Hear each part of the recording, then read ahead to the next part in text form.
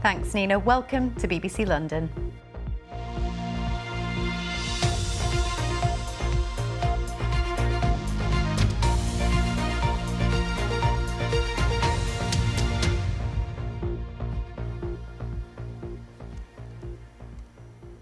Good afternoon. A survivor of sexual abuse has told BBC London how empowering it felt to be able to read the words of the judge who jailed her attacker. Victims can face charges of thousands of pounds for court transcripts, but campaigners have been arguing they should be available for free. And yesterday there was some good news for them, as our Home Affairs correspondent Sonia Jessup explains. Open justice, the idea that justice is done and seen to be done, is at the heart of British law. But campaigners say too many victims are being left in the dark, often dissuaded from returning to court after they've given their evidence. An entire trial is about you, about the worst times of your life, about the most personal times of your life, but you have no idea what they've said. It feels kind of degrading, it feels scary. There's people in the gallery, people in the room, but you have no idea what's being said. After my trial, Charlotte has been campaigning for victims to be able to get hold of court transcripts for free. Some have been quoted hundreds, even thousands of pounds, depending on how much they want access to. Last spring, a government pilot scheme allowed victims of sex offences to apply for the judge's sentencing remarks for free. Charlotte says so far, it's helped hundreds of people. One woman said they were like a bundle of joy. They were able to read them every night when they felt not believed, or when they felt that they were over-exaggerating, or, it didn't actually happen to them. One survivor of sexual abuse told me, "The judge's words were so empowering, so validating. She knew what I had suffered. People say you're brave, but they say it in a flippant way. To hear a high-up judge say I was brave was hugely comforting for me." Yesterday, the government said the pilot will be made permanent. Campaigners are delighted and say it should go further. Said it's only for rape and sexual offence victims, but we hear from victims of all crime types, especially those with real vulnerability around domestic abuse, around stalking, hate crime, for example. She also wants the judge's summing up of the case provided for free, in cases where the defendant is acquitted of the crime. That's why Charlotte started campaigning. A man she'd accused of coercive control was found not guilty. She says she was advised not to go back to court after giving evidence, so she didn't hear the rest of the trial. I only got snippets from people who sat in the gallery, and I just couldn't move on because I wanted to know how this had happened, but the only way to find out was to be able to get a transcript. Announcing the plans yesterday, Justice Secretary Shabana Mahmood said the government would examine whether it needed to do more to publicise the scheme. If you want to start healing, if you want to start moving on, if you want to understand what was said, you need your transcripts. She's hoping in future many more people can be helped. Sonia Jessup, BBC London. 2 teenage boys have pleaded guilty to the murder of a 14-year-old schoolboy in south-east London earlier this year. Kellyanne Bokassa was stabbed to death on board a bus in Woolwich in January. The 2 boys, both aged 16, who can't be named for legal reasons, appeared at the Old Bailey. Kellyanne's mother was heard crying in court as the pleas were entered. They'll be sentenced in July. Now, it's home to thousands of migrating birds, bugs and mammals. The London Wetland Centre in Barnes in southwest London is turning 25 years old this weekend. Sir David Attenborough has described it as a huge success for nature and education. Our environment correspondent Tom Edwards reports. A calm oasis of nature right in the heart of the capital. This is the London Wetland Centre, a home to thousands of birds, bugs and mammals, and it's now celebrating its 25th year. Back then, did you think it was going to turn into something like this? Well, we kind of hoped it would, because it used to be an old concrete reservoir and the biodiversity wasn't that great. There were a few good ducks, but by putting in so many different habitats, we were hoping to send the biodiversity through the roof, which kind of has worked out quite well. Adam has been here since the beginning.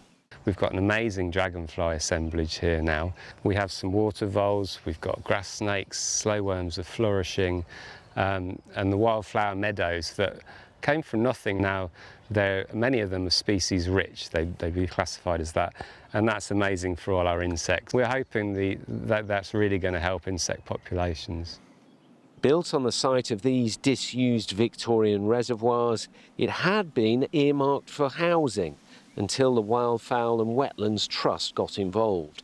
250 homes were eventually part of the development. It was opened after 5 years of construction in the year 2000 by a rather well-known local broadcaster and conservationist. This is in the heart of a great city. When this is really working, and it's starting right now, birds are voluntarily coming here. At the time, the creation of the Wetlands Centre was radical. Today, education remains one of its key roles.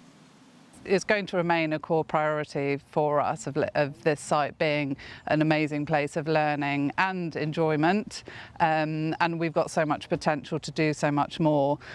We engage quite frequently with international groups who come and see the site as a blueprint. So we've had groups from Korea, from China, from Singapore, from Israel to see how we run an urban wetland site and how they can take that learning back to their countries.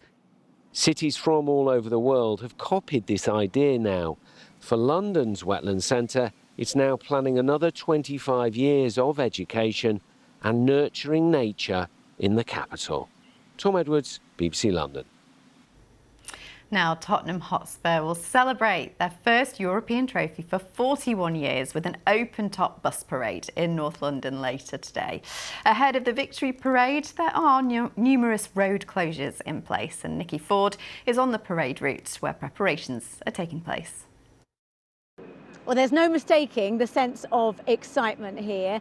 On Tottenham High Road, the roads have been shut since 11, and everywhere you turn there are people waving flags, people are chanting, all getting ready for that victory parade tonight.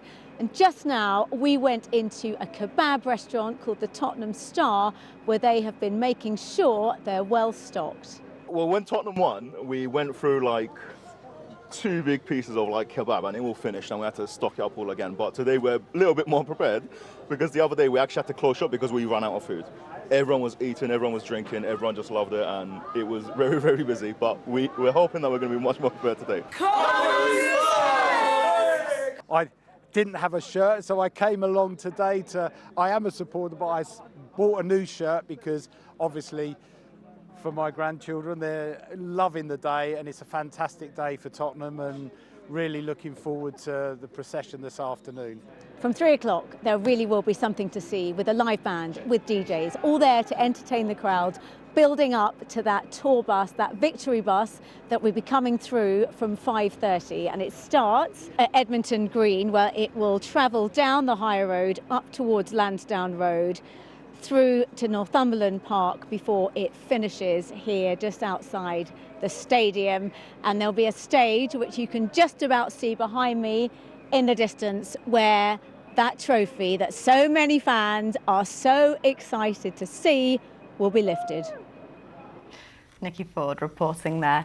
Time now for a look at the bank holiday weekend weather. Here's Corsa.